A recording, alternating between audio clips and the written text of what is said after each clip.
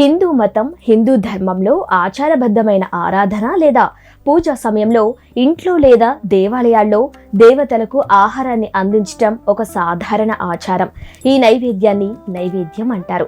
ఇది వ్యక్తి యొక్క వాస్తవ స్థూల స్థితిని సూచిస్తుంది. నైవేద్యాన్ని సమర్పించడం పూజలో చివరి దశ.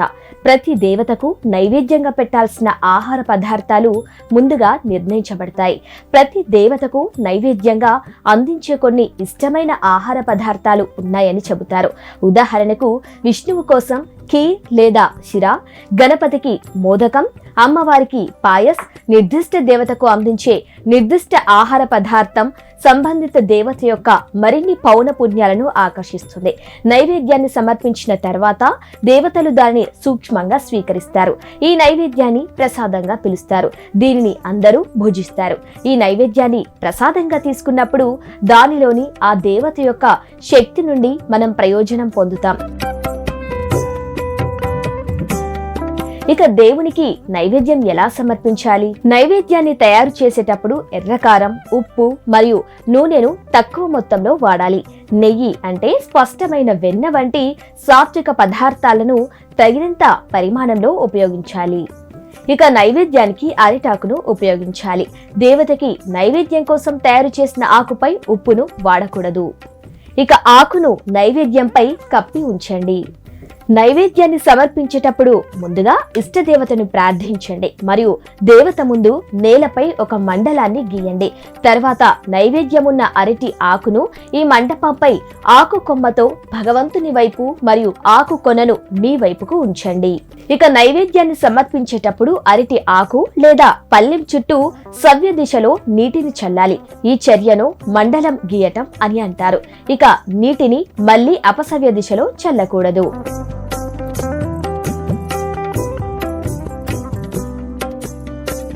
ఇక దేవతకి నైవేద్యం సమర్పించే విధానం తెలుసుకుందాం. నైవేద్యంపై 2 తులసి ఆకులతో నీటిని చల్లాలి. ఒక ఆకును నైవేద్యంపై ఉంచి రెండవ ఆకును భగవంతుని పవిత్ర పాదల వద్ద సమర్పించాలి. ఆ తర్వాత ఎడమ చేతి బొటన వేలును ఎడమ కన్నుపై, ఎడమ చేతి ఉంగరపు వేలును కుడి కన్నుపై ఉంచి కళ్ళు మూసుకోవాలి. ఆ తర్వాత ఓం ప్రాణాయ స్వాహ, ఓం అపనాయ స్వాహ, ఓం వ్యానాయ స్వాహ, ఓం అనే పంచ ప్రాణాలతో 5 కీలక శక్తులను అంటే ఈ మంత్రాలను పఠిస్తూ నైవేద్య సుగంధాన్ని కుడి చేతి వేలి కొనలకు ఉపయోగించి భగవంతుని వైపు మళ్లించాలి. ఉదానాయ స్వాహ, ఓం సమానాయ స్వాహ, ఓం బ్రాహ్మణే స్వాహ. ఆ తర్వాత నైవేద్య మధ్యేపానీయం సమర్పయామి పఠించటం, కుడి చేతి నుండి తమన్లోకి కొద్దిగా నీరు పోసి మరోసారి పంచ ప్రాణాలతో ముడిపడి ఉన్న ఓం ప్రాణాయ మంత్రాన్ని పఠించండి. ఆ తర్వాత నైవేద్యం సమర్పయామి, ఉత్తర పోషాణం సమర్పయామి, హస్త సమర్పయామి, ముఖ సమర్పయామి అంటూ 4 సార్లు పఠిస్తూ కుడి చేతిలో నుంచి తమ నీటిలోకి వదలాలి. నైవేద్యం భగవంతునికి చేరుతోందని, ఆ భగవంతుడు దాన్ని సేవిస్తున్నాడని మనం భావాన్ని కలిగి ఉండాలి. ఇక నైవేద్యాన్ని సాధారణంగా తక్కువ పరిమాణంలో సమర్పించిన తర్వాత మిగిలిన ఆహారంతో కలపండి. తద్వారా ఈ ఆహారాన్ని తినేవారు దాని నుండి ప్రయోజనం పొందుతారు.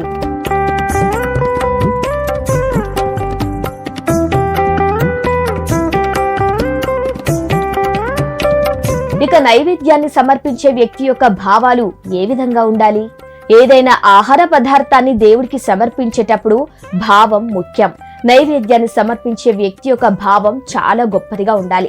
ఇక భగవంతునిచే ఆహారాన్ని స్వీకరించే అవకాశం ఎక్కువ.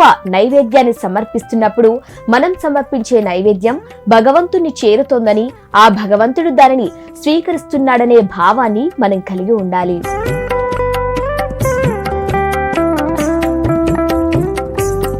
నైవేద్యానికి ఉపయోగించే పళ్ళెం లేదా ఆకులో ఉప్పు ఎందుకు వడ్డించకూడదు? ఉప్పు పృథ్వీతత్వ మరియు ఆపతత్వ అంటే సంపూర్ణ నీటి సూత్రంతో సంబంధం కలిగి ఉంటుంది. అందుచేత రాజ తమ ప్రబలమైన తరంగాల నిష్పత్తి ఎక్కువగా ఉంటుంది. కావున నైవేద్యం పెట్టడానికి ఉపయోగించే పళ్ళెం లేదా ఆకులో చిటికెడు ఉప్పు వేయకూడదు. అయితే ఉప్పుతో తయారు చేసిన వస్తువులను దేవతలకు సమర్పించవచ్చు. ఇక నైవేద్యాన్ని దేవుడికి సమర్పించే ముందు దానిని ఎందుకు కప్పి ఉంచాలి? కవర్ చేసినప్పుడు ఆహార పదార్థాల నుండి వాతావరణంలోకి తరంగాల ఉద్గారం నియంత్రించబడుతుంది. నైవేద్య వస్తువులు సాత్విక పదార్థాల నుండి తయారవుతాయి. అందువల్ల నైవేద్యం మొత్తం సాత్వికంగా మారుతుంది. సాధారణంగా కలియుగంలో పర్యావరణం రాజతమ ప్రధానమైంది. నైవేద్యాన్ని కప్పకుండా వదిలేస్తే అది రాజతమ ప్రాబల్యమయ్యే అవకాశం ఎక్కువ. అందువల్ల ఆహారాన్ని కవర్ చేయటం మంచిది.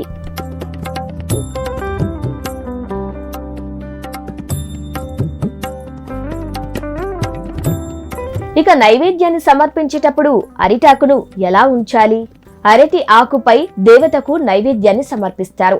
అరటి ఆకు కొమ్మతో పోల్చినప్పుడు దాని కొనకు సాత్విక తరంగాలను విడుదల చేసే సామర్థ్యం ఎక్కువ.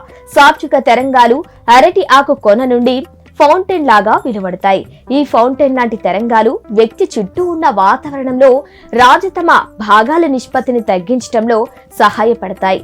అందుకే నైవేద్యంగా సమర్పించేటప్పుడు నైవేద్యాన్ని వడ్డించే ఆకు కొమ్మ భగవంతుని వైపు, దాని కొన మన వైపు ఉండాలి.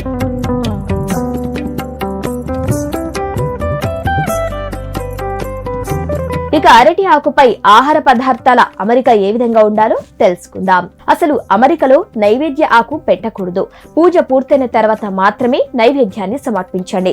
సౌలభ్యం కోసం పూజ ప్రారంభించే ముందు పళ్ళెం, పంచపాత్ర మరియు కర్మ చెంచా కుడివైపుకు తరలించండి.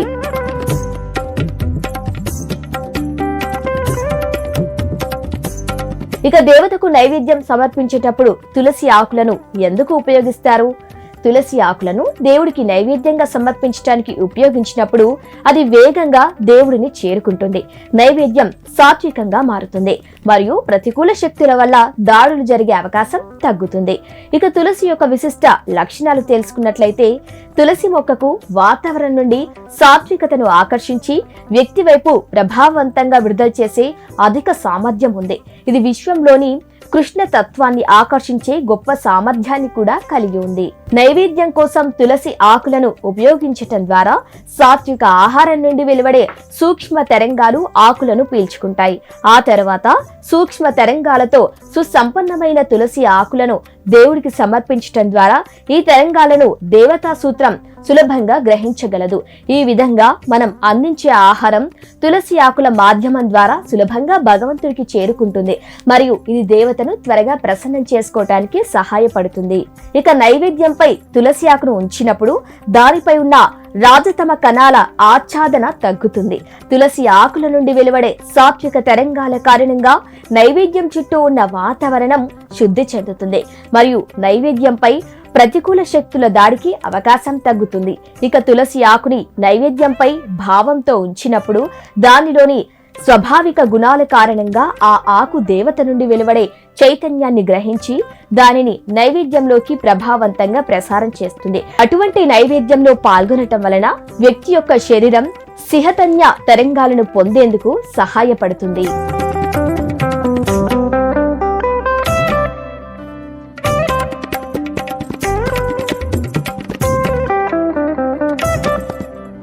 ఇక నైవేద్యం చుట్టూ ఎన్నిసార్లు నీళ్లు చల్లాలి? నైవేద్యాన్ని సమర్పిస్తున్నప్పుడు సవ్య దిశలో అంటే మండలం చేయటానికి నీటిని యాంటీ క్లాక్ వైజ్ లో చల్లుకోవచ్చు. ఎందుకంటే ఇది నిద్రాణమైన తిర్యక్. ఇక రాజతమ ప్రధానమైన తరంగాలను సక్రియం చేస్తుంది. విశ్వం మరియు ఈ కోశం నుండి వెలువడే తరంగాల కారణంగా ప్లేట్ చుట్టూ ఒక డైనమిక్ కోశం సృష్టించబడుతుంది. వ్యక్తి యొక్క ప్రాణామయ కోశ అంటే ప్రాముఖ్యమైన శక్తి కోశంలో తమ భాగం పెరుగుతుంది. ఇది దానిని అశాంతిగా చేస్తుంది. ఇక ప్రయోజనాలు చూసుకున్నట్లయితే అసంతృప్త సూక్ష్మ శరీరాలు మరియు నాసీ రకం ప్రతికూల శక్తులు నైవేద్యాన్ని వినియోగించుకోలేకపోవటం, నైవేద్యాన్ని సమర్పించేటప్పుడు ఒక వ్యక్తి యొక్క మనశ్శక్తి తగినంతగా మేల్కొనప్పుడు వ్యక్తి యొక్క మనశ్శక్తి యొక్క సామూహిక శక్తిని విడుదల చేయకపోవటం వలన ఆకర్షణ తరంగాలు ఆహారం నుండి ఉద్గారించే అస్థిర పద్ధతిలో ఊపందుకుంటున్నాయి. తృప్తి చెందని సూక్ష్మ శరీరాలు అంటే ఆహారం పట్ల కోరిక ఉన్నవి ఆహారం నుండి వెలువడే ఆకర్షణ తరంగాల మాధ్యమం ద్వారా ఆకర్షించబడతాయి మరియు అవి నైవేద్యాన్ని తింటాయి. అందువల్ల ఆహారంలో తామ రేణువులతో చార్జ్ అయ్యే అవకాశం ఉంది. దీనిని నివారించడానికి దేవతకు నైవేద్యాన్ని సమర్పించే ముందు నీటితో ఒక మంటపం చేయండి. ఆ మండలాన్ని సవ్య దిశలో చేయటం ద్వారా ఆహారం నుండి వెలువడే ఆకర్షణ తరంగాలు ఈ మండలంలో ఊపందుకుంటాయి మరియు అపతత్వ ఉద్గారాల ద్వారా అందించబడిన కవర్ కారణంగా పైకి కదలటం ప్రారంభిస్తాయి. ఇక ఇది నాసిరకం ప్రతికూల శక్తులకు ఆహారాన్ని సులభంగా తీసుకోవటం కష్టతరం చేస్తుంది. ఇక ఆహార మాధ్యమం ద్వారా ప్రతికూల శక్తుల వల్ల కలిగే బాధను తగ్గించటం.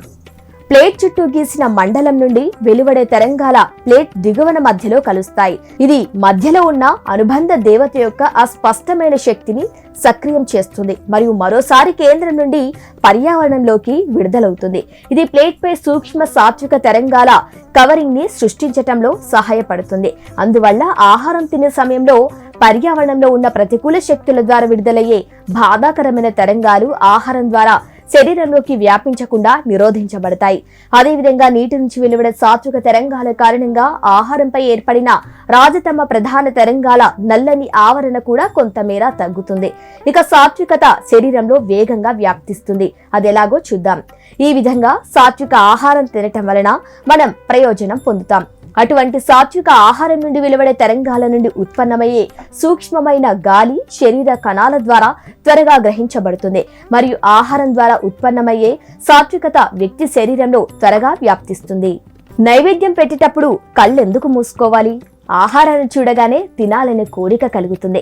దీనిని నివారించడానికి మరియు భగవంతుడికి ఎటువంటి కోరిక లేకుండా స్వచ్ఛమైన నైవేద్యాన్ని సమర్పించడానికి దేవతకు నైవేద్యాన్ని సమర్పించేటప్పుడు కళ్ళు మూసుకోవాలి. ఇక దేవుడికి నైవేద్యాన్ని కింది నుండి పైకి ఎందుకు సమర్పించాలి? ఉన్నతమైన దేవతల సాత్విక తరంగాలు వాతావరణంలోకి పై పొరల్లో చురుగ్గా ఉంటాయి. పూజ యొక్క పవిత్రమైన ఆచారం అనేది దేవతలను ఊర్ధ్వ దిశలో ఆవాహన చేయటం మరియు తేజతత్వానికి సంబంధించిన దేవతల సూత్రాలను సాకారం చేయటం. అందువల్ల ఈ ప్రక్రియ సాగన్ అంటే మెటీరియలైజ్ తో సంబంధం కలిగి ఉంటుంది. రోజువారి పూజ ఒక శుభప్రదమైన చర్య.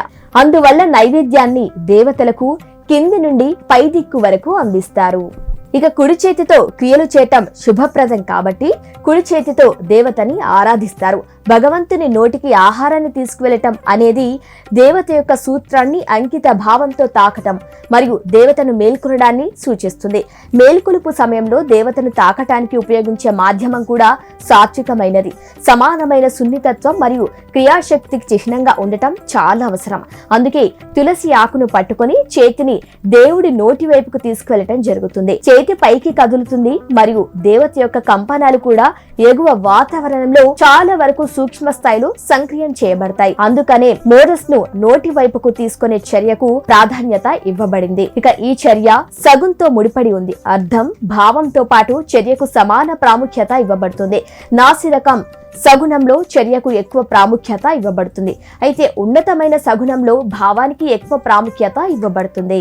ఇక దేవుడు నైవేద్యాన్ని ఎలా అంగీకరిస్తాడు? మొదట దేవతలు తమలో ఉన్న ఆకాశతత్వాన్ని సక్రియం చేస్తారు. ఎందుకంటే ఇది ఇతర సూత్రాలను మేల్కొనటానికి సహాయపడుతుంది. తర్వాత అవసరాన్ని బట్టి వాయుతత్వం మరియు తేజతత్వాలు మేల్కొంటాయి. ఈ మేల్కొలుపు సూత్రాల మాధ్యమం ద్వారా దేవతలు నైవేద్యాన్ని అంగీకరిస్తారు. ఇక నైవేద్యాన్ని భగవంతుని ముందు ఉంచినప్పుడు వారు దాన్ని వాయుతత్వం ద్వారా స్వీకరిస్తారు. ఇక హోమ హావనం అంటే దేవతను శాంతింపజేయటానికి చేసే అగ్నియాగంలో అగ్ని ప్రజ్వరిల్లుతుంది. కాబట్టి దేవతలు తమలోని మేల్కొన్న తేజతత్వం ద్వారా నైవేద్యాన్ని అంగీకరిస్తారు. నైవేద్యాన్ని దేవతలు అంగీకరించినప్పుడు వారి సూక్ష్మ స్పర్శ కారణంగా అది ప్రసాదంగా అంటే పవిత్ర సంస్కారం రూపాంతరంగా చెందుతుంది.